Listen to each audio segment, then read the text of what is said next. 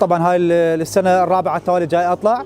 انا بابا نويل في محافظه ميسان، اجي دائما ازور المناطق الحواسم في بدايه راس السنه، ومثل ما تشوفون هاي الاطفال حولي مكيفين، وان شاء الله نتمنى سنه جديده على الشعب العراقي، ويا رب ان شاء الله يكون كلها افراح.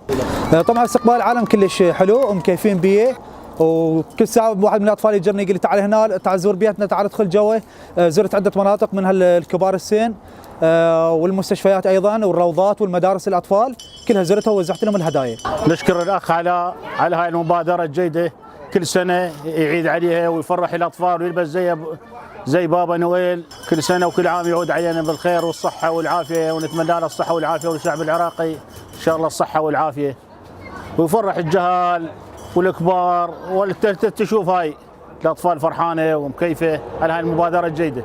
سنه 23 نتمنى بها الخير والصحه والعافيه والشعب العراقي كل الصحه والعافيه ان شاء الله. علاء كل سنه يزورنا يلبس بابا والويل فرح الجهال، يوزعهم شكليت وبخير وعافيه وسلامه، احتفالات كل سنه نعمه. قبل ما حد يسوى هيك، وادم فقر على لاهيته كل شيء ما تسوي.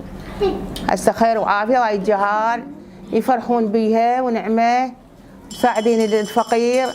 اتمنى الستر والعافيه ولمان الشعب العراقي، سنه خير وعافيه وسلامه وستر تعيد على امه محمد وشعب العراقي.